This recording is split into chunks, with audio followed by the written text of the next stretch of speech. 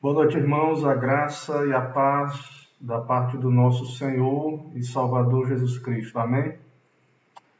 Irmãos, começando aqui a nossa transmissão deste Dia do Senhor, da nossa escola bíblica, nós já estivemos pela manhã cultuando, culto público, na nossa igreja local, com a presença dos irmãos, graças a Deus, um momento muito agradável ali na presença do Senhor. E como decidimos, a nossa escola bíblica, então, ela é transmitida todo domingo, né, até segunda ordem. Nós transmitimos nosso estudo pela internet e assim evitamos 2 deslocamentos para a igreja no dia do Senhor, nesse período aí em que estamos evitando, pelo menos é importante cultuarmos. Então, a decisão do nosso conselho é estarmos ali presencialmente pela manhã, mas ainda pelo menos diminuir esses encontros no domingo e esperando aí melhoras aí na questão da saúde.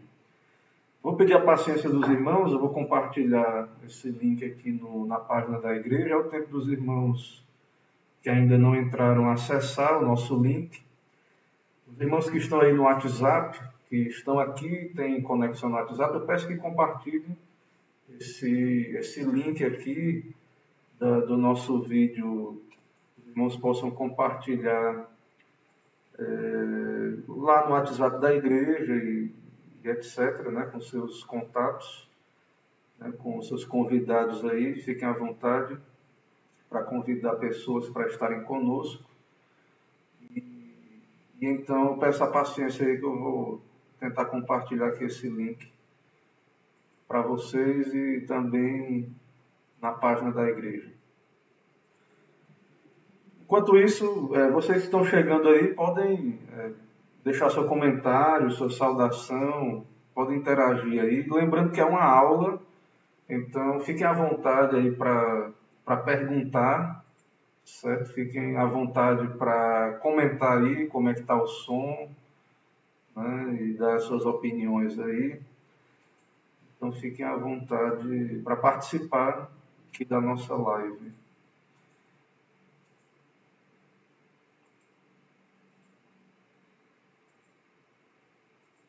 Eu vou colar aí o link no chat, no bate-papo aí, nas mensagens.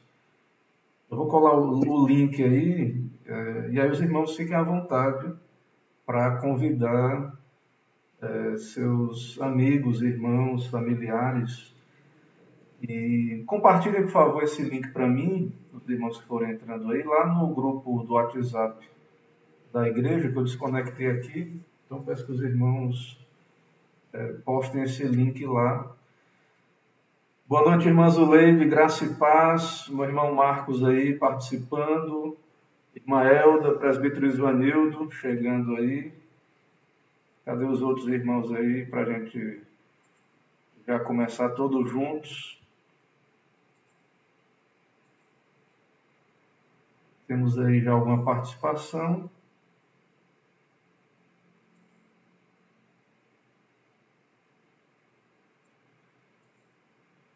Meus irmãos, então vamos começar. Fica gravado, né? O horário aí a gente vai chegando aí a 10 minutos, né, já de tolerância. Nosso horário é às 18h30. Então, vamos começar aí com os irmãos que já chegaram. E aí, depois os outros irmãos acompanham aí de onde chegarem e depois acompanham a gravação também, que a gente vai recompartilhar essas gravações tanto no YouTube e outras redes sociais da igreja. A ideia de fazermos aqui no Facebook é ter uma maior interação, mas esse vídeo, depois eu posto ele lá no YouTube, para quem gosta de assistir. No YouTube também eu posto lá depois.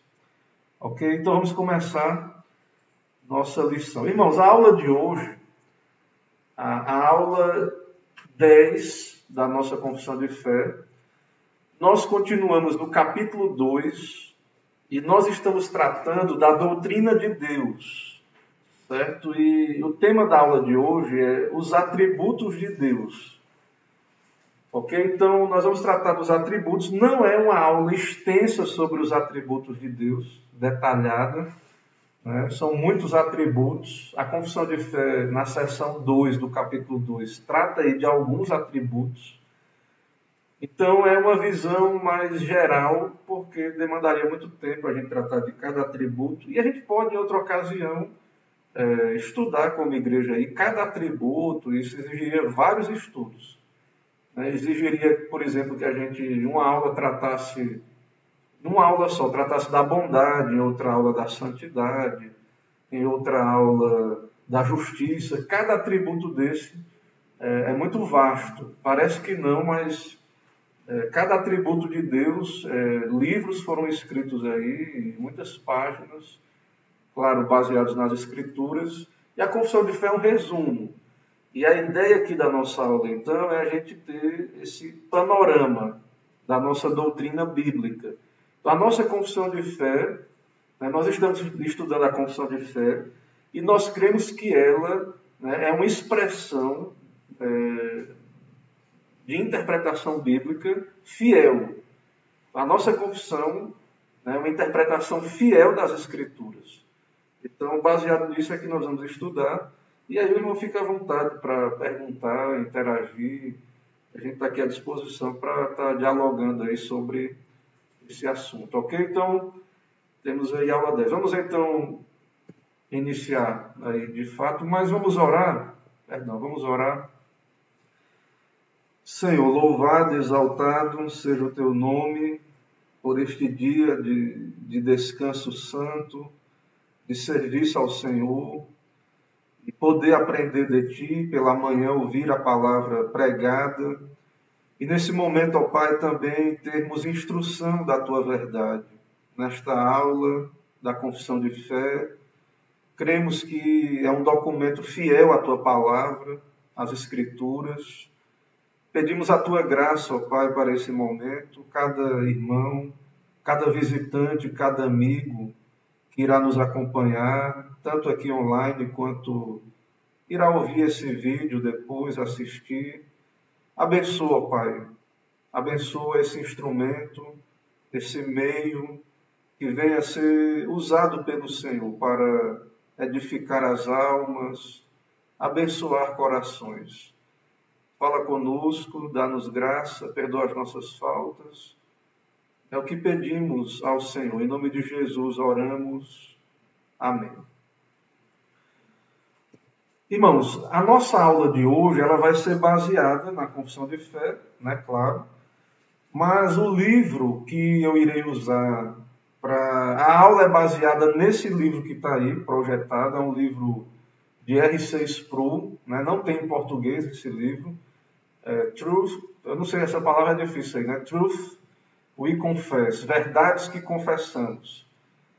Uma exposição sistemática da confissão de fé dos Westminster. Esse livro é novo, até mesmo lá, né, nos Estados Unidos. Nós sabemos que esse autor, R6 Pro, ele já foi promovido à glória, um pregador fiel presbiteriano. E o Sproul é um pregador muito conhecido daqueles livretos, aquela série Perguntas Cruciais. Né? Tem vários livretos ali publicados pela editora Fiel. Né? A Oração Muda as Coisas. Estamos vivendo os últimos dias. Tem vários livros de Sproul.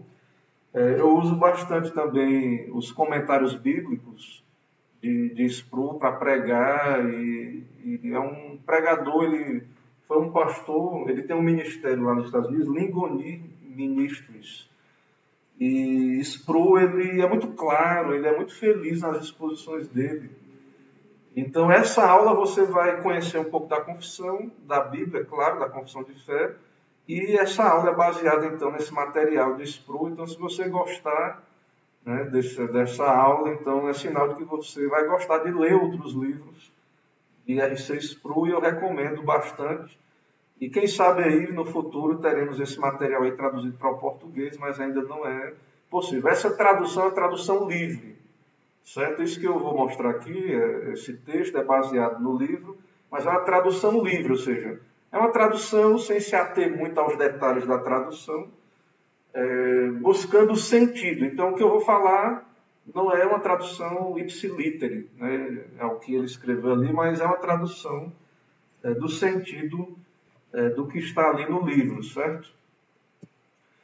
Mas vamos ler então, antes de entrarmos na exposição, que isso vai ser aí a nossa base, eu vou ler agora o capítulo 2, seção 2 da Confissão de Fé do Westminster, e eu vou ler os versículos bíblicos que embasam essa doutrina nas Escrituras.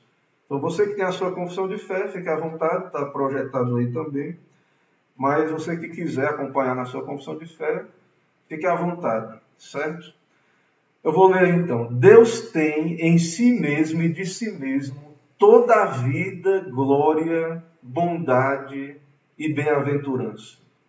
Ele é todo suficiente em si e para si, pois não precisa das criaturas que trouxe à existência. Não deriva delas glória alguma, mas somente manifesta a sua glória nelas, por meio delas ou por elas, para elas e sobre elas. Ele é a única origem de todo ser. Dele, por ele e para ele são todas as coisas. E sobre elas tem ele soberano domínio, para fazer com elas, para elas e sobre elas tudo quanto quiser. Todas as coisas estão patentes e manifestas diante dele. O seu saber é infinito, infalível, independente da criatura, de sorte que para ele nada é contingente ou incerto. Ele é santíssimo em todos os seus conselhos, em todas as suas obras e em todos os seus preceitos. Da parte dos anjos e dos homens e de qualquer outra criatura, lhes são devidos todo culto, todo serviço, toda obediência que ele ouve por bem exigir deles. Então é muito conteúdo, né, como os irmãos viram aí, muita informação, então é por isso que eu digo que uma aula só não dá para esgotar cada atributo aí, esse conceito aí de Deus, né, que nós vemos aí belíssimamente exposto na nossa confissão de fé, certo? Então, está aí as referências bíblicas aí projetadas, é menos, eu acho que da outra sessão, eu vou ler todas, vamos ler aos poucos aí, dá para ler, mas é bastante aí, então está projetado aí. Quem quiser depois pausar o vídeo quando for rever, se quiser rever a aula, você pode pausar e depois fica aí, então salva as referências, certo? Então vamos ler o texto bíblico. João 5,26 diz assim: porque assim como o Pai tem vida em si mesmo, também concedeu ao Filho ter vida em si mesmo. Então Deus, o que a confissão de fé disse lá? Deus tem vida em si mesmo. Toda a vida vem de Deus. O que é a vida? Fica aí uma pergunta, né? É fácil responder isso? O que é que você acha? O que é a vida? O que é que você responderia sobre isso? Deus, ele tem vida em si mesmo. E nós vamos entender isso na nossa exposição mais na frente. Em Atos 7:2, Estevão respondeu: varões, irmãos e pais, ouvi. O Deus da glória apareceu a Abraão, né, e etc. Mas aí veja a ênfase: o Deus da glória. Então Deus tem glória. O que é glória, né? Veja que cada termo desse, né, vida, glória, cada termo desse exige aí uma meditação, um aprofundamento. Salmo 119, 68. Tu és bom e fazes o bem, ensina-me os teus decretos. Deus é bom, ele é bondade. E da natureza boa de Deus, da bondade de Deus, né, ele pratica aquilo que é bom, tá? Ele opera aquilo que é bom, porque ele é bom, ele é a bondade. 1 Timóteo 6,15. A qual em suas épocas determinadas há de ser revelada pelo bendito e único soberano, o Rei dos Reis, o Senhor dos Senhores. Então ele é soberano. Outro conceito, o que é soberania? O que é domínio? O que é governo? Ele é o único soberano, o Rei dos Reis, Senhor dos Senhores. O que é isso? O que significa ser Deus soberano? Até onde vai o domínio de Deus? Como é que nós entendemos isso? Romanos 9,5. Deles são os patriarcas, deles também descende o Cristo, segundo a carne, o qual é sobre todos, Deus bendito para todos sempre. Amém. Então, Cristo, segundo a carne, que é sobre todo, Deus bendito. Deus é bem-aventurado, bendito. O que é isso? O que significa isso? Nós vamos tentar entender no nosso estudo aí mais na frente. Atos 17, 24 e 25. O Deus que fez o mundo e tudo o que nele existe, sendo ele Senhor do céu e da terra, não habita em santuários feitos por mãos humanas, nem é servido por mãos humanas, como se de alguma coisa precisasse, pois ele mesmo é quem a todos dá vida, respiração e tudo mais.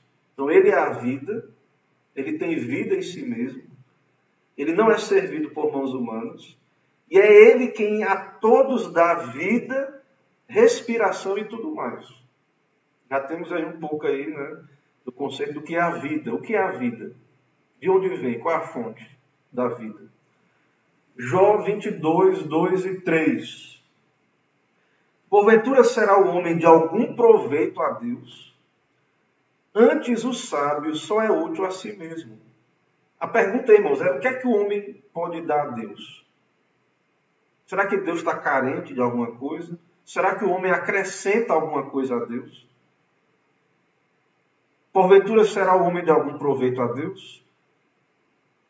O João pergunta. E no verso 3. Ou tenho todo-poderoso interesses em que seja justo, ou algum lucro em que faças perfeitos os teus caminhos? O que é que Deus ganha se o homem é justo ou injusto?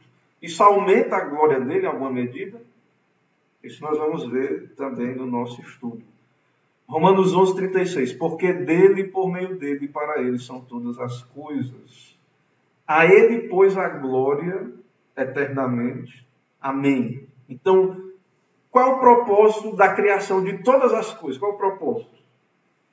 Por que estamos aqui? O mundo, as pessoas querem que o homem seja o centro. Que o propósito, o mundo tem que girar em torno de mim. É isso que o homem quer. Mas por que estamos aqui? A Bíblia diz que dele, por meio dele e para ele são todas as coisas. A ele, pois, a glória eternamente. Amém. Então, tudo é dele e para ele, por meio dele. Tudo é para a glória de Deus, segundo as Escrituras, e nós cremos nisso. Apocalipse 4:11. Tu és digno, Senhor e Deus nosso, de receber a glória, a honra, o poder, porque todas as coisas tu criaste, sim, por causa da tua vontade vieram a existir e foram criadas. Ele é criador soberano, digno, e por isso ele é digno de glória, de louvor, de adoração, do serviço da criatura, de exigir o serviço das criaturas. Tem um texto maior aí, Daniel 4, 25 a 35. Na verdade, o texto é maior. Eu não coloquei o texto todo aí, mas eu vou ler essa parte aí, que é o caso lá de Nabucodonosor, que ele vira um bicho, ele fica louco, vai pastar, vai virar um animal, perde a razão, o sentido, fica louco, e depois ele volta a si. Então, a mente daquele homem estava debaixo do governo de Deus. Aquele homem soberbo, que achava que ele é que tinha dominado tudo, o mundo todo, com o seu poder, com o seu braço da carne. Aí, veja o que Nabucodonosor diz, depois dos dias da sua loucura. Mas ao fim daqueles dias, eu, Nabucodonosor, levantei os olhos ao céu, tornou-me a vir o entendimento, e eu bendisse o Altíssimo, e louvei e glorifiquei ao que vive para sempre, cujo domínio é sempiterno e cujo reino é de geração em geração. Todos os moradores da terra são por ele reputados em nada. E segundo a sua vontade ele opera com o exército do céu e os moradores da terra. Não há quem lhe possa deter a mão nem lhe dizer: que fazes? Deus é soberano. Nabucodonosor, ele tem essa visão como um rei, como um poderoso. Ele tem essa visão que Deus faz o que ele quer. Será que nós cremos nisso, irmãos? Que Deus age com as criaturas como ele quer? Será que nós cremos nisso? Que a minha vida está nas mãos de Deus, Ele faz o que Ele quiser da minha vida? Ou será que eu creio que eu é que mando na minha vida? A resposta a essa pergunta diz muito sobre como eu entendo a Bíblia. Como é que eu lido, né? Como é que é a minha fé, a minha crença? Quem é que tem o controle? É Deus? Ou somos nós que temos o controle das nossas vidas? Então, as coisas acontecem, né? E não, nada é surpresa para Deus. Para nós é. Mas Deus está no controle de todas as coisas. É o que cremos, né? Segundo as Escrituras. Hebreus 4,13. E não há criatura que não seja manifesta na sua presença. Pelo contrário, todas as coisas estão descobertas e patentes aos olhos daquele a quem temos de prestar contas. A onisciência de Deus. A onisciência de Deus. Tudo está diante dele. Tudo é feito como que diante dele, da presença dele.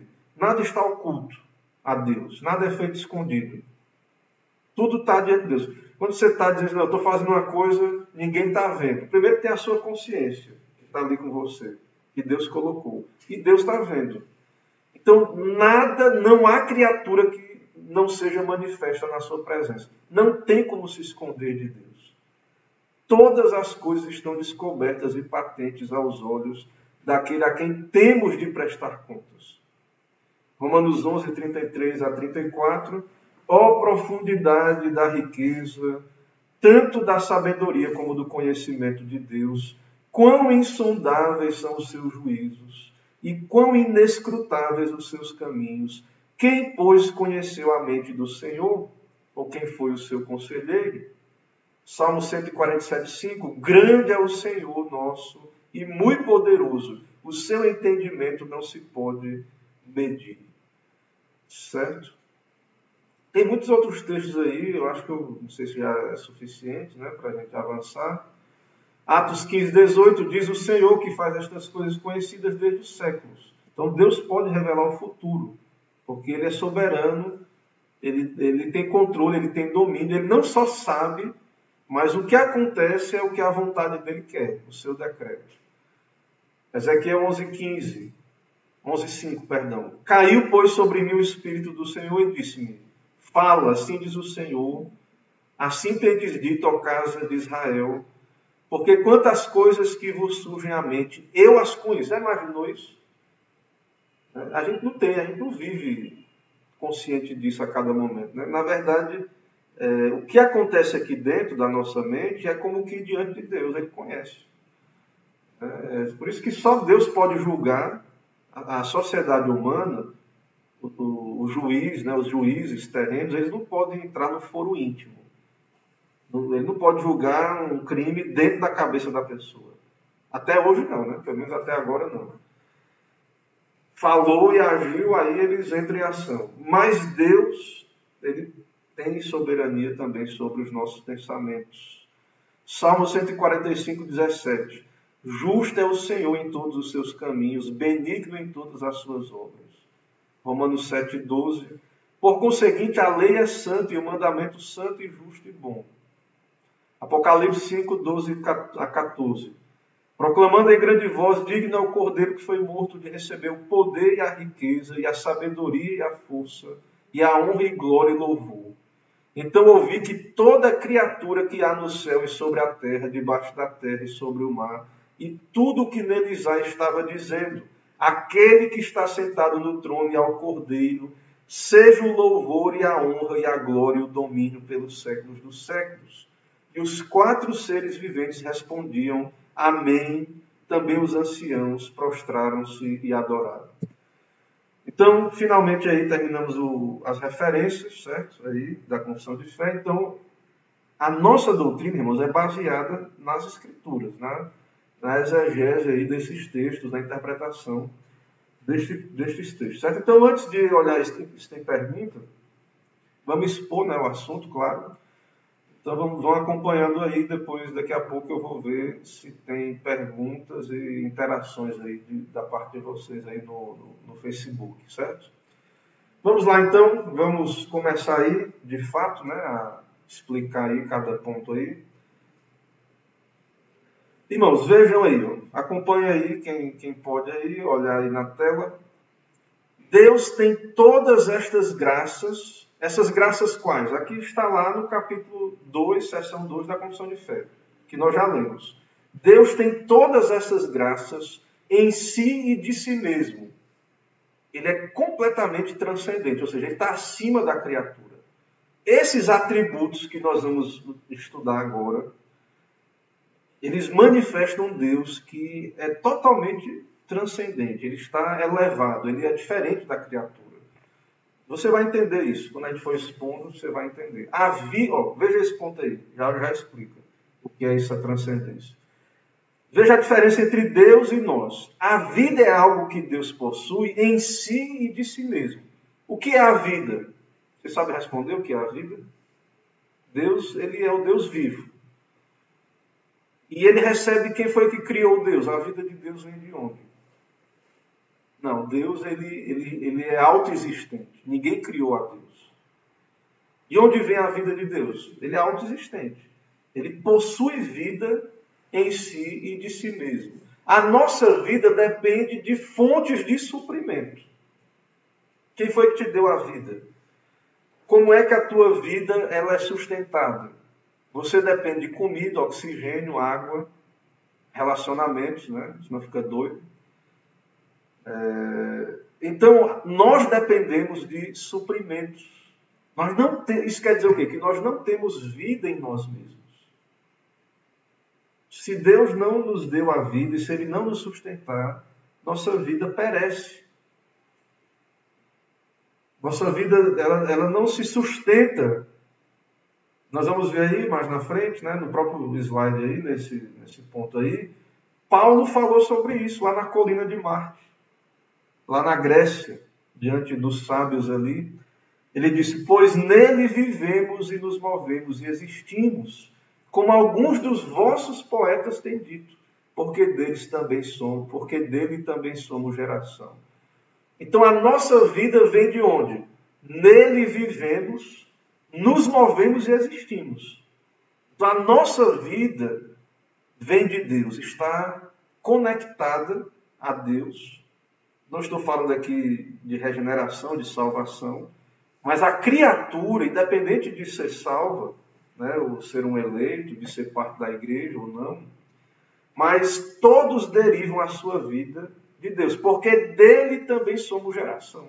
Paulo está dizendo, o que os filósofos disseram com a luz da natureza é correto. Está certo. Isso entrou na Bíblia. Isso que o filósofo falou agora está na Escritura, no Novo Testamento. Nele vivemos. Deus é o nosso habitat. Nele nos movemos. Então, onde é que está Deus? Está em todo lugar. Ele não é todas as coisas. Ele é um Deus pessoal. Mas Ele está em todo lugar. Ele sustenta todas as coisas. Ele tem domínio e soberania. Nele vivemos, nos movemos e existimos. Não tem como viver fora de Deus. Isso é loucura. Mas, diante disso aí, né, veja que o ateísmo, né, ele é totalmente suicida, né? É uma loucura, porque não dá para entender a vida desconectada de Deus, da criação. Somos criaturas. Todo o poder de vida vem dele. O que é a vida? O que quer que isso seja a vida, o que quer que isso seja, nós sabemos que vem de Deus. Ele criou, Ele nos criou.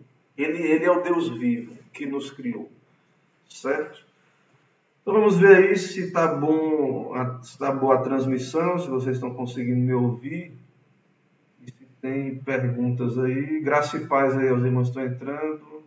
Irmã Carla, Bonfim, irmã Soraya, graça e paz, irmã Mônica, boa noite, que Deus abençoe. Josi, graça e paz, irmã Nath, Santana, presbítero Romeu, irmã Dejane, paz do Senhor. Emerson, esse livro é ótimo, pena que não temos em português, é verdade. Quem sabe você não pode ser aí futuramente um tradutor desse livro aí, para a gente publicar aí pela Cultura Cristã. Boa noite, irmãos, graça e paz, irmã Erlane. Irmã Bia, boa noite, graça e paz. Soraya, e etc. Então não tem perguntas ainda, então vamos seguindo aqui, vamos seguindo então o nossa exposição aqui desta aula. Deus também, ele tem vida em si mesmo, e Deus também tem glória em si mesmo, e de si mesmo. O que é glória? Aí é outro assunto que tem pano para manga, né? O que é glória? O que é esse negócio da glória de Deus que a Bíblia fala, né? A glória de Deus é algo que pertence a Ele, é inerente a Ele, né? Ele não deriva, ele não recebe glória de fora de ninguém, ele é glorioso. Né? A sua glória, a sua santidade, etc. E então Deus tem valor em si mesmo. Né? Ele é valoroso, ele é glorioso. Um assunto muito comum nos nossos dias é a autoestima e o valor próprio. As pessoas querem se sentir valorizadas, né? Sentir que sua vida tem sentido, tem propósito, né? O valor próprio. De acordo com a Bíblia, sabemos que essas coisas são dons de Deus dados à humanidade. Ou seja, nós somos dignos, nós temos valor, porque Deus nos criou à sua imagem e conferiu a nós valor. Mas nós não somos intrinsecamente dignos.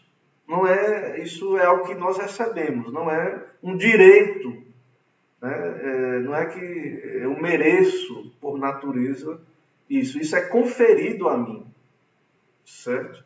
Então nós queremos acreditar que nós temos valor em nós mesmos. Né? Um valor próprio. Mas qual é o valor do homem? Né? Quem é que confere valor ao homem? Deus. É por isso que viver desconectado de Deus, né, não é um caminho para se valorizar, para buscar o valor próprio, né, para buscar uma autoestima saudável. Porque o nosso valor está conectado a Deus. Porque o que é o homem? Nós viemos do pó e retornaremos ao pó. Se você for ver o sistema de pensamento aí, o evolucionismo, qual é o valor do homem? Se ele veio do ameba, né? Do macaco. Qual é o valor?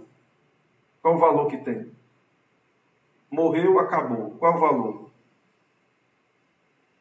Não há nada na Escritura que nos dê base para exaltar a humanidade, pois a sua dignidade não é intrínseca. Quem exalta a humanidade é Deus. Salmo 8. Fizeste o que é o homem, para que dele te lembre, e o filho do homem, para que o visites. Fizeste-o, no entanto, por um pouco menor do que os anjos, por um pouco de tempo, e de glória e de honra coroaste. Cristo, né, o homem perfeito, e nós nele, claro. Então nós somos feitos menores do que os anjos, né, em Cristo também. E Deus nos prepara, então, como filhos dele, né, como seus filhos, para a eternidade, para a glória. Mas todo esse propósito, essa dignidade vem de Deus.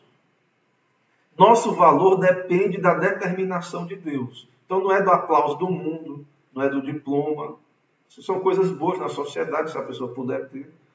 Vai abrir alguma porta, alguma coisa, debaixo do governo de Deus. Mas, irmãos, o nosso valor é Deus que atribui, certo? Não é o mundo, não é. O nosso valor depende do que Deus diz que nós somos, da determinação dele. E ele então nos deu dignidade quando ele nos criou à imagem dele. Deus tornou a vida humana sagrada, mas essa dignidade é derivada de Deus. Então a nossa dignidade, a glória humana, se é que assim podemos dizer, deriva de Deus, vem de Deus. E ele não, ele tem toda a glória nele mesmo. Deus, porém, tem dignidade em si e de si mesmo. Sua glória é eterna e infinita. Então Deus não precisa do culto de ninguém para poder ser glorioso. Deus não precisa do serviço, do dinheiro de ninguém para poder ser cheio de glória, de majestade e de virtude. Deus não precisa da criatura. Ele poderia não ter criado. Ele continuaria infinitamente glorioso eternamente. E se ele não quisesse ter criado, a criação não aumentou nada a glória de Deus. A glória de Deus vem dele mesmo. Ele já é glorioso eternamente. Isso é um assunto muito vasto, viu, irmãos? A questão aí da glória de Deus também é um assunto muito interessante, muito vasto também. Jesus Cristo é o resplendor da glória de Deus. Ele é Deus, né? É o Deus homem, e ele é a imagem, né, expressa do ser de Deus, o resplendor da glória de Deus, ou seja, toda a glória da divindade é encontrada nele, né? E é visto através da sua carne, da sua natureza humana nele. Né? Então, Cristo tem a glória do Pai. Deus também é fonte não apenas de vida. E aí essa questão da glória fica aqui, né? Depois acho que a gente volta aí. Mas Deus é fonte de vida, ele tem glória, mas também de toda a bondade. Deus é o padrão de tudo que é bom. O que é a bondade? Dever de casa aí, você definir depois. Depois faça uma definição aí, um texto aí definido. O que é a bondade? Quem é que diz o que é bom e o que é ruim? Fora do cristianismo, da Bíblia, do Deus da Bíblia, como é que o homem sabe o que é bom e o que é ruim? Se nós viemos de uma bactéria, né, de um coacervado, quem é que diz agora o que é bom e o que é ruim? Quem é que vai dizer? Então, aí vai, dependendo da cosmovisão, você vai ter definições. Então, para nós, Deus ele é a definição de bondade. Ele é a bondade em si, e não apenas que a bondade é uma característica do seu comportamento. A natureza de Deus é boa. É a bondade. Agostinho entendia que apenas Deus tem bondade de si e em si mesmo. A humanidade não tem uma perfeita, eterna e imutável natureza boa. Nós éramos bons antes da queda, por causa da imagem de Deus, mas isso foi mutável, isso foi perdido. E na eternidade teremos a natureza boa, mas Deus irá nos sustentar e não haverá possibilidade de queda, né? Porque tudo indica aí, porque Deus vai nos sustentar, né? Para que não nos corrompamos novamente, né? Na glória eterna dos céus. Então a natureza de Deus é bondade. E dessa natureza flui suas ações benevolentes. Então, claro que existe maldade no mundo, né? Nós explicamos isso pela queda, pelo pecado. Deus tem controle sobre o mal também. O mal é uma realidade. Mas, irmãos, Deus é bom. E a criação, a providência revelam atos de bondade, de benevolência da parte de Deus para a sua criação. Temos aí também a justiça, né? A justiça de Deus externa reflete sua bondade, que ele tem eternamente em si e de si mesmo. Ele é a fonte de vida, do valor e da bondade. Então veja a loucura de você querer construir esses conceitos sem Deus, sem o cristianismo. Veja o valor do cristianismo. Veja a nossa base de referência para falarmos desses assuntos aí, né? O Deus revelado na Escritura. O que é que o homem do mundo aí tem, o pagão tem, né? Para poder explicar esses conceitos aí. Tudo ok aí, pelo visto, tudo ok aí no Facebook, a transmissão acontecendo normalmente. Nada, nenhuma pergunta ainda, vamos seguindo. Adiciona-se à bondade de Deus sua bem-aventurança. O que é isso, bem-aventurança? Né? Tem lá no Evangelho segundo Mateus, no Sermão do Monte, tem as bem-aventuranças dos discípulos de Cristo, que pode ser traduzida a bem-aventurança por feliz, felizes. Bem-aventurado o homem, lá no Salmo 1, é o quê? Feliz o homem. O que é felicidade? É outro conceito aí, tem pano para manga. Né? O que é a felicidade? O que é ser bem-aventurado? O que é ser feliz? Deus, ele é em si mesmo bem-aventurado. A nossa bem-aventurança, nós criaturas, nós de humanidade, vem de Deus, vem de fora para dentro. A nossa bênção, sermos abençoados, é algo que vem de fora. Abraão foi abençoado por Melquisedeque. Bem-aventurança é o quê? Uma condição de alegria, preenchimento e maravilha. Então, essa felicidade essa condição de alegria que nós não vamos ter plenamente aqui nesse mundo, né? Aqui não é a nossa casa, o nosso lugar de descanso eterno, de alegria eterna. Então nós não vamos desfrutar plenamente dessas bem-aventuranças aqui, mas nós vivemos aqui pela fé na promessa de que desfrutaremos cabalmente na volta de Cristo. Então, bem-aventurança é essa condição de alegria, preenchimento e maravilha. E Deus é quem nos confere felicidade.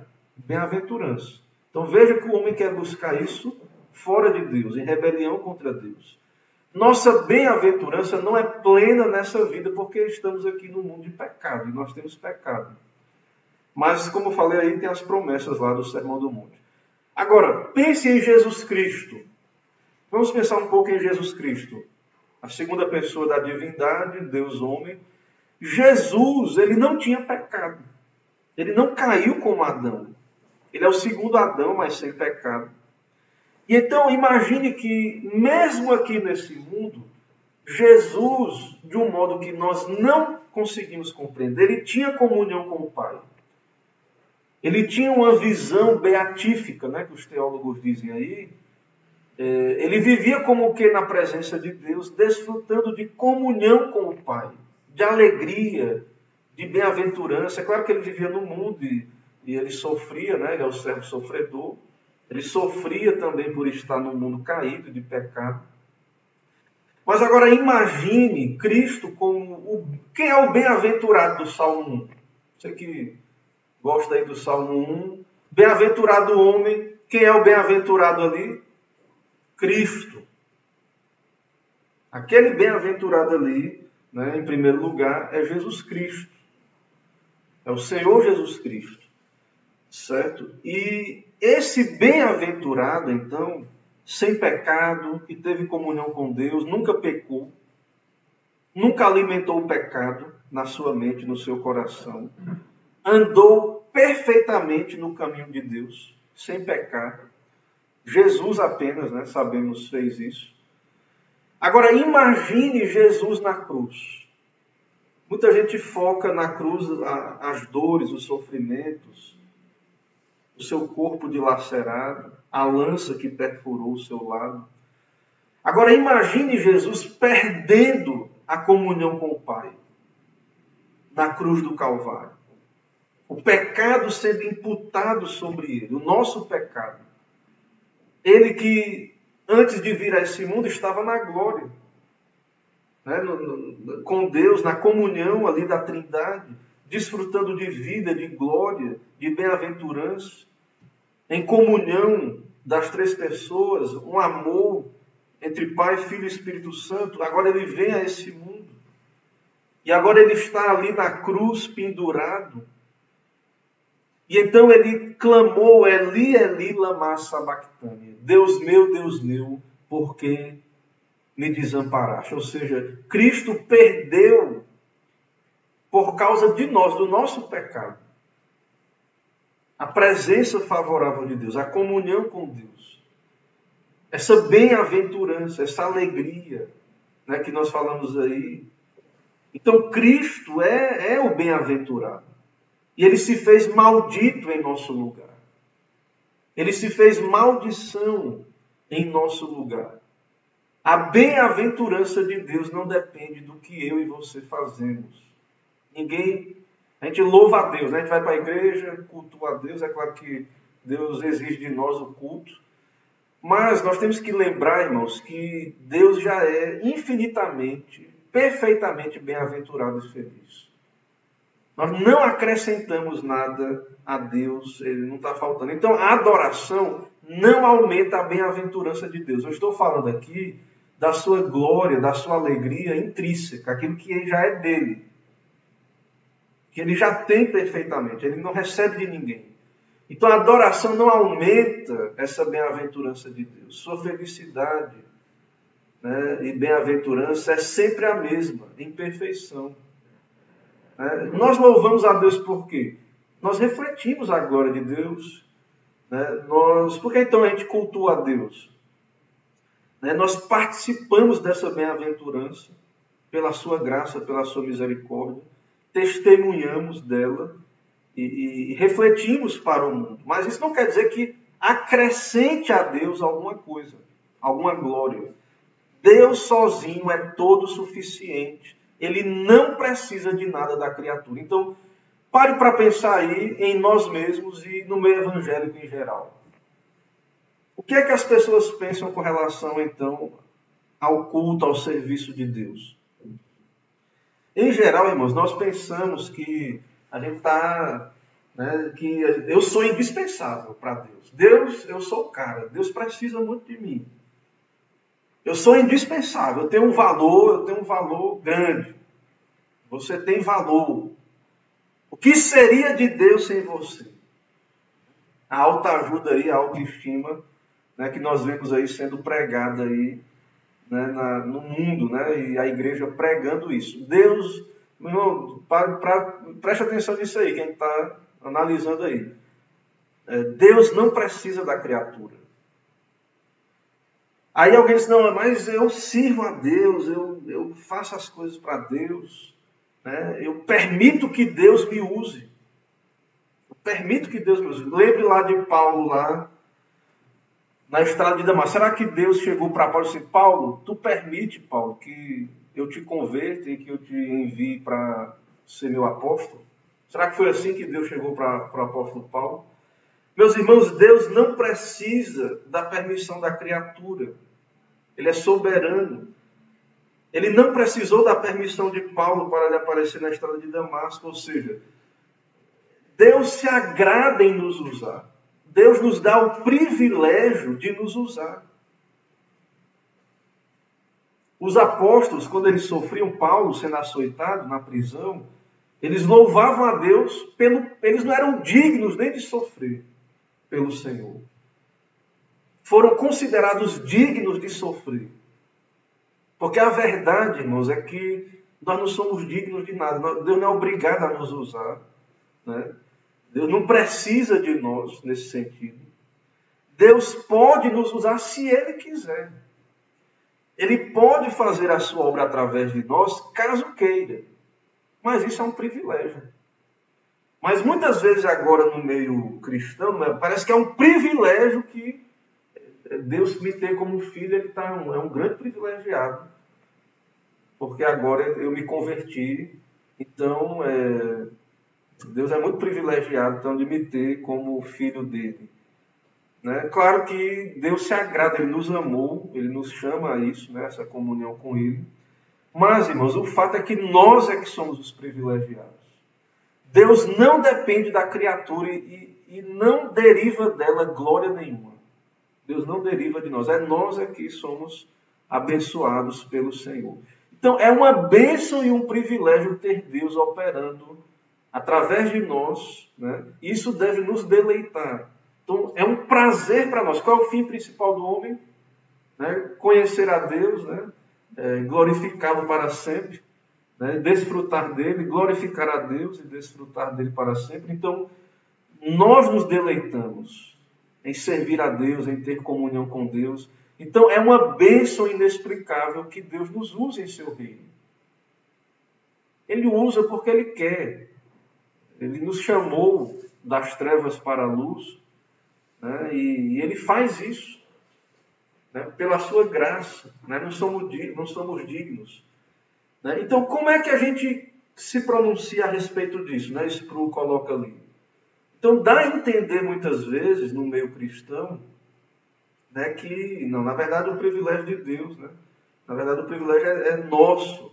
Deus não precisa das criaturas, nem deriva delas glória nenhuma. O artista, né, quando você vê as pessoas aí, às vezes quando eu vejo aí na internet, aí, eu até gosto, às vezes me chama a atenção, eu paro para ver pessoas fazendo obras de arte, né? Esculpindo alguma coisa, pintando. E são coisas extraordinárias mesmo. Eu fico às vezes, assim, meio embasbacado de ver ali, né, como é bela aquela obra de arte. O artista, ele recebe glória do fruto do seu trabalho. O cara constrói uma bela casa, um objeto. Então você admira aquela pessoa. Né? Mas Deus não recebe nenhuma glória da sua criação. Quando eu digo que Ele não recebe glória, é que isso não aumenta nada a glória dele. Isso reflete a glória dele. né? Testifica de que Deus é glorioso, mas não é que isso acrescente algo que Deus não tinha antes. A criatura não adiciona ou subtrai nada da glória de Deus. Precisamos entender isso para não nos enchermos de vanglória, pensando que estamos adicionando algo à glória inerente de Deus pela nossa obediência e adoração. Certo? É claro que a glória de Deus, nós somos chamados para ser luz. Né? A nossa luz deve brilhar diante dos homens. Então nós refletimos a glória de Deus. Nós somos como um espelho. Né? Mas o espelho, ele não... Por exemplo, a lua é um espelho. Mas a lua aumenta a glória do sol? Não. Ela só reflete a glória do sol. Um espelho, ele não tem glória em si mesmo. O espelho é um objeto que reflete. Você vê ali iluminado a lua, aquela luz da lua, aquela luz não é dela, é do sol. Ela é escura, ela não tem glória nela mesma. Não tem luz em si mesma. É a mesma coisa entre Deus e a criatura. Deus já tem toda a glória, nós somos apenas espelhos, instrumentos para refletir a sua glória, mas não aumentamos nada a glória dele. Então ele já era como o sol, né, digamos assim, nessa ilustração, ele já era luminoso em si mesmo, glorioso, não depende da criatura. Para entendermos isso, então é importante para que a gente não fique soberbo, né? Então, Deus está tão somente manifestando a sua glória por meio de sobre as criaturas. Então é isso que a confissão... Isso aqui, irmãos, que eu estou falando, está tudo lá na confissão de fé, no texto lá da confissão de fé que lemos e nos textos bíblicos. Depois, no final, eu vou voltar a ler a confissão de fé e isso vai vir na sua mente, vai refrescar a sua memória do texto lá da confissão de fé. Tudo isso aqui é uma exposição do que está lá na seção 2 do capítulo 2. As criaturas podem refletir a imagem da glória que pertence a Deus somente se lhe agradar manifestar-se em nós, por nós e através de nós. Então, eu sou instrumento de Deus e Deus pode, se Ele quiser, se for do agrado dEle, Ele pode querer me usar para a glória dEle. Deus sozinho é a fonte de todo ser. Nele nós vivemos, nos movemos e existimos. Todos nós somos dependentes de Deus. Dele, por meio dele, para ele são todas as coisas. Então, irmãos, preste bem atenção. Numa sociedade humanista em que o homem é o centro de tudo, o valor do homem, o que estamos vendo aqui, estudando os atributos de Deus, o conhecimento de Deus, é que nós não somos o propósito ou a causa última do universo. Certo? O mundo não gira ao redor de nós, do homem. Tudo existe para Deus e não para o homem. Tudo existe, tudo é dele, por meio dele, para ele. Tudo existe para Deus e para manifestar a sua glória. Finalmente, isso quer dizer o quê? Nós não somos indispensáveis. Deus é indispensável. Ele não é dispensável, ele é indispensável. O propósito da nossa existência flui dele. Quer ver como nós não somos indispensáveis? Um testemunho, né? Até Sproul diz isso no livro. O cemitério é a prova final de que nós não somos indispensáveis. Nós viemos do pó, voltamos ao pó e o mundo continua, a vida continua. Então, a nossa orgulho, a nossa vanglória acaba ali. Né? Encerra ali. Então, irmãos, nós estamos aqui, somos criaturas de Deus. Deus nos dá a oportunidade de conhecer a Ele, de viver para a glória dEle, de adorá-lo, de servi-lo, de refletir a sua glória, de ser instrumento dEle, de ser santificado. Mas tudo isso depende da soberania de Deus. Tudo isso depende de agradar a Ele fazer isso. E nós somos criaturas, não somos indispensáveis nesse sentido. É claro que somos criaturas feitas para a eternidade, né? Não é o propósito de Deus. Não cremos que o propósito de Deus é aniquilar as suas criaturas racionais, homens e anjos. Vamos continuar existindo, né? Tanto os salvos quanto não salvos, mas no final tudo será para a glória de Deus. Quer o homem queira, quer não. Quer o homem aceite isso, quer não.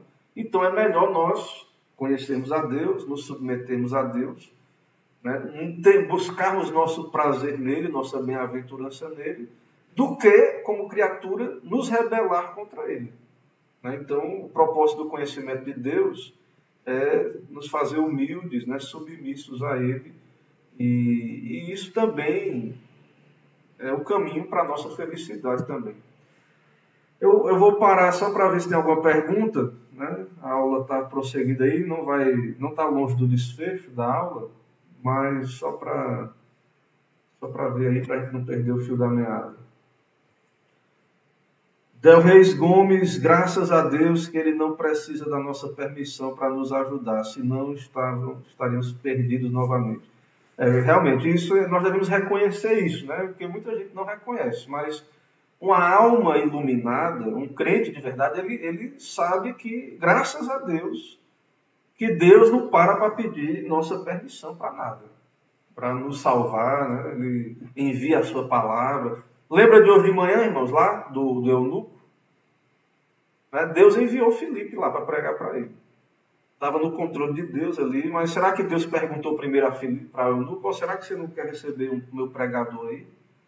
Né, para lhe explicar? Não, Deus enviou a sua palavra àquele coração. Né? Então, é a soberania de Deus que é maravilhosa, certo? Vamos seguindo aí, não há outras perguntas. Então, esse ponto aí agora, a soberania de Deus.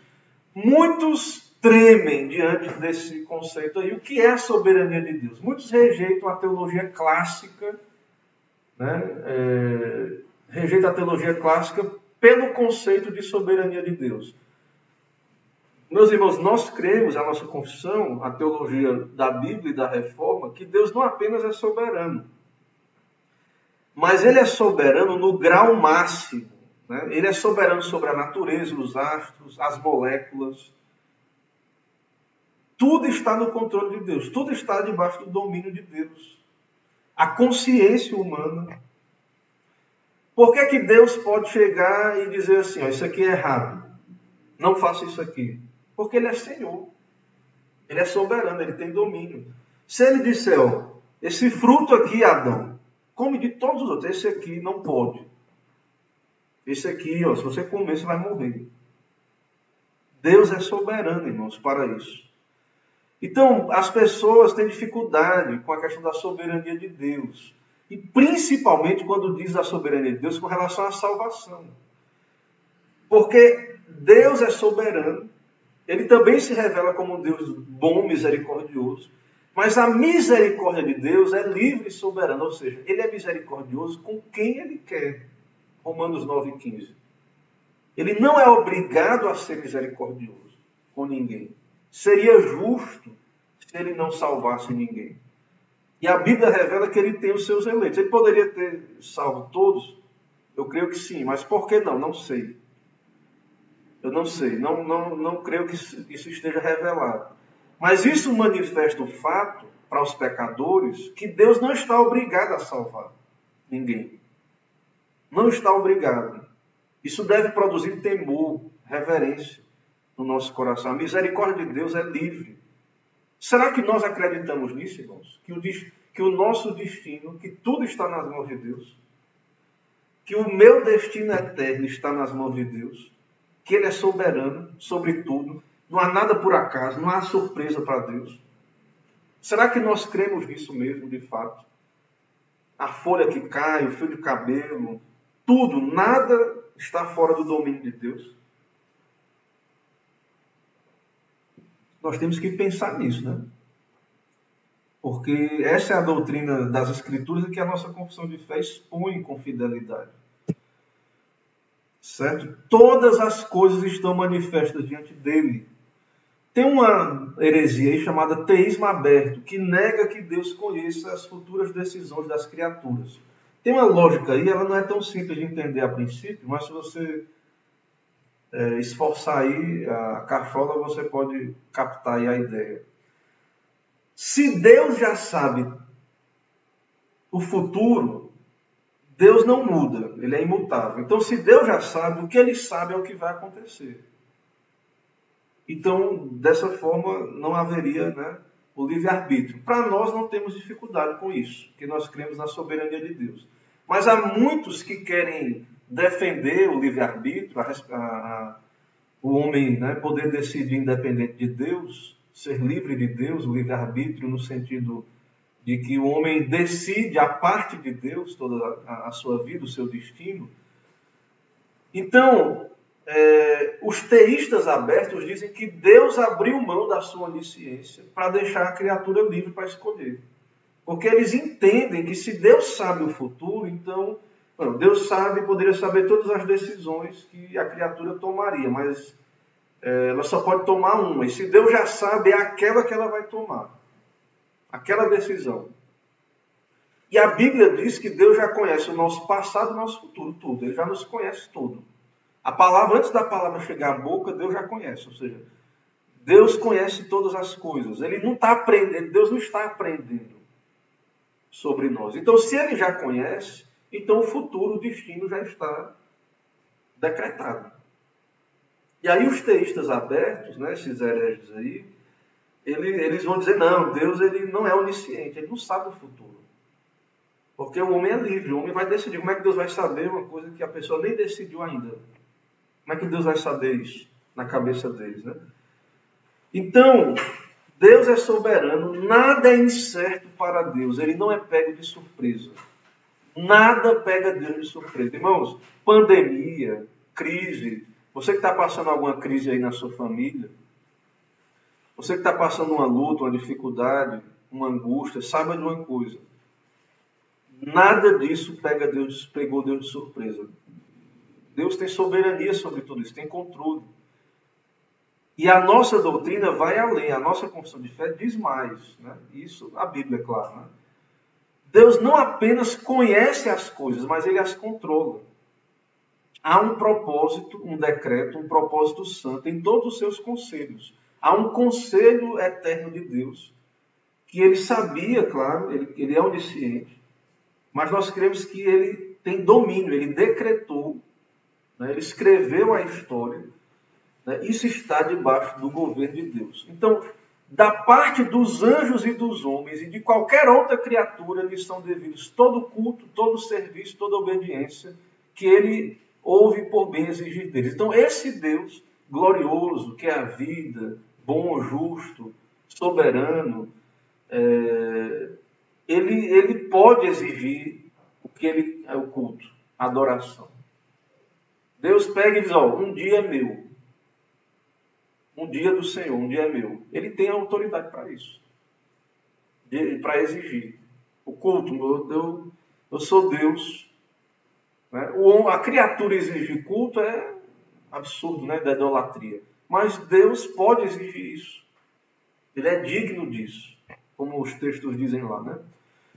Então, encerrando, voltando ao capítulo, eu vou ler o capítulo da Confissão de Fé, vou ver se tem perguntas. Se tiver, aproveitem. Se você tiver pergunta, aproveite. Se tiver dúvida ou alguma colocação, né, que depois daqui eu vou ver lá se tem alguma pergunta, as considerações finais, e aí vou encerrar a nossa aula de hoje, a transmissão de hoje. Então, preste bem atenção aí, mantendo em mente tudo o que nós falamos. Eu vou ler a confissão e veja se não é a explicação e a gente vai enfatizar alguns detalhes aí. Então vejam, Deus tem em si mesmo e de si mesmo toda a vida, glória, bondade e bem-aventurança. Deus tem em si mesmo e de si mesmo toda a vida, glória, bondade e bem-aventurança. Ele é todo suficiente em si e para si, pois não precisa das criaturas que trouxe à existência. Não deriva delas glória alguma, mas somente manifesta a sua glória nelas, por elas, para elas e sobre elas. Ele é a única origem de todo ser. Dele, por meio dele e para ele são todas as coisas, e sobre elas tem ele soberano domínio, para fazer com elas, para elas e sobre elas tudo quanto quiser. Veja aí o que ele diz. Ele é a origem de todo ser, né? Dele, por ele e para ele são todas as coisas, e sobre elas ele tem soberano domínio, para fazer com elas, para elas e sobre elas tudo quanto quiser. Será que você crê nisso? Que Deus tem domínio, Ele pode fazer o que Ele quiser com as criaturas dele? Somos vasos de barro, né, na sua mão. Será que a gente crê nisso de fato? Né? Isso aí é o Espírito Santo que vai me convencer disso e me iluminar e me submeter a essa verdade. Não sou eu. Todas as coisas estão patentes e manifestas diante dele. O seu saber é infinito, infalível e independente da criatura. De sorte que para ele nada é contingente ou incerto, nada é surpresa, nada é contingente. O seu saber é infinito. Não depende de nós. Como é que explica isso, né? A soberania de Deus é a responsabilidade humana. Deus é soberano, mas o homem é um agente que toma decisões. É um livre agente no sentido em que ele decide. Não sei, não sabemos dizer, mas é o que a Bíblia nos apresenta aí, que ele é soberano. Né? E que esse conhecimento não depende da criatura, esse conhecimento de Deus. Ele é santíssimo em todos os seus conselhos. Então, esses decretos, isso que Deus decide, essa soberania de Deus, por trás dela está um Deus bom e santo. Ah, pastor, mas o mundo é mau, a maldade aí. A maldade está aí, houve a queda. Nós não entendemos todas as coisas, o porquê de todas as coisas. Mas ele é santíssimo em todos os seus conselhos, em todas as suas obras e em todos os seus preceitos.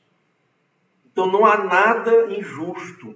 Eu posso até não entender o porquê de cada coisa. Mas ele é santo nos seus conselhos. Na eternidade, a gente vai talvez entender em alguma medida isso aí, se aprouver a Deus nos revelar, né? Então ele é santo em todos os seus conselhos. Da parte dos anjos e dos homens e de qualquer outra criatura lhes são devidos culto, todo serviço, toda obediência que ele ouve por bem exigir deles. Por que eu tenho que fazer isso? Deus diz na Bíblia que eu tenho que fazer. Então Deus é digno, ele pode exigir a obediência, a adoração, o culto. Por que eu tenho que me juntar à igreja, cultuar? Veja isso aí, veja o que a Bíblia diz. Se Deus exige fé, arrependimento, que sejamos batizados, unidos à sua igreja, a comunhão dos santos, ao seu rebanho, ao seu aprisco. Então aquele que ouve a voz de Cristo, a voz de Deus na palavra, irá obedecer, irá cultuar, irá servir a Deus. Certo, irmãos?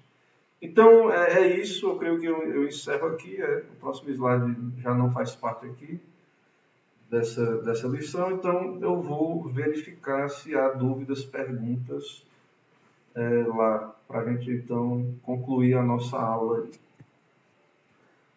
Irmãos, pelo jeito não há perguntas, então eu quero crer que está tudo muito bem explicado, né, muito claro. Perdão, tem uma pergunta aqui.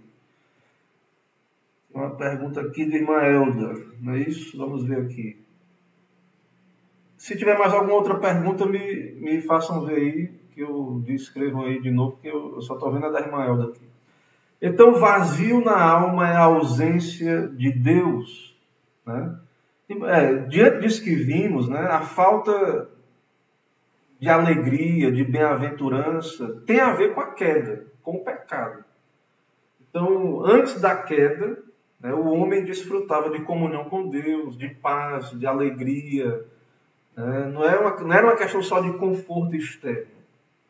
Certo? Então, na queda, nós perdemos a comunhão com Deus, a bem-aventurança, a alegria. E caímos no estado de maldição com a queda.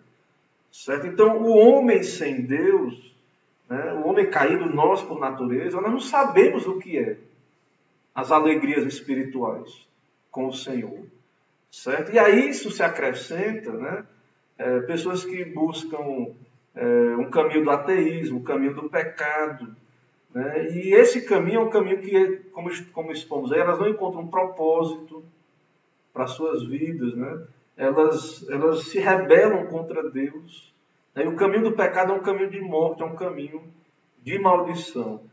Então, claro que tem pessoas incrédulas que não sentem a sua miséria, não sentem depressão ou tristeza, coisas desse tipo. E é claro que um crente também pode sentir tristeza, em algum momento, angústias. Mas, claro que esse sentimento todo, que nós temos isso, nós crentes também não somos plenamente felizes e bem-aventurados aqui. Então, isso, de alguma maneira, é fruto da queda. certo? De alguma maneira tem conexão sim com a queda. Então, vocês lembram da pregação de hoje de manhã? O que aconteceu com aquele eunuco quando ele se converteu? Ele foi alegre, feliz no seu caminho. Então, há sim alegrias que o homem sem Deus, o homem debaixo da queda do pecado, ele não conhece. E aí o homem procura alegria nas coisas do mundo, mas aí tem um limite, ele se frustra. Né? Acontece problemas, crises, né? E aí as pessoas não têm Deus, né? Não buscam em Jesus a alegria, a bem-aventurança que ele tem para dar, né? Por meio da fé e do arrependimento. Então, eu não estou tratando de casos específicos, né? Não estou tratando aqui de cada caso, eu estou falando genericamente, estou respondendo aí genericamente, que de fato essa tristeza, essa falta de plenitude de alegria que temos, de alguma maneira é porque o homem se afastou de Deus na queda, né? E de alguma maneira o pecado ele está presente, tanto nos crentes quanto nos incrédulos, né? Mas para eles de fato ainda mais.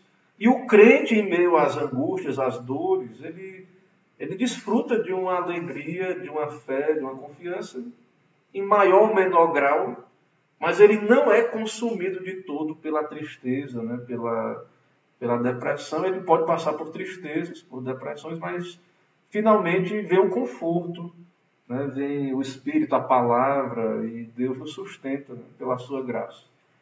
Certo? Então, espero ter respondido aí nossa irmã Elda. Né? Não há mais, ela já agradeceu aí, então não vi mais perguntas. Certo? Espero que tenha ficado claro aí. Meus irmãos, é uma alegria, satisfação estarmos aqui, né? Creio que estamos cumprindo aí nosso programa, né? de aulas da nossa escola bíblica com essas lições aí transmitidas. Então, vamos ficar orando aí, né? Essa semana os trabalhos normais, não teve decreto de lockdown. Ficou para depois do dia 12, ou seja, depois do próximo domingo eles verem se vai ter ou não. Então, terça-feira, 18h30, quinta-feira, 18h30 e domingo, 9h30 da manhã e à noite essa transmissão. Então, estejam aí participando, orando e tudo segue normalmente essa semana aí. Viu? Uma boa semana para todos, Deus abençoe e que a palavra do Senhor habite em cada coração ricamente. Então, encerrando aí a transmissão, a graça e a paz do nosso Senhor e Salvador Jesus Cristo seja com todos vós. Amém.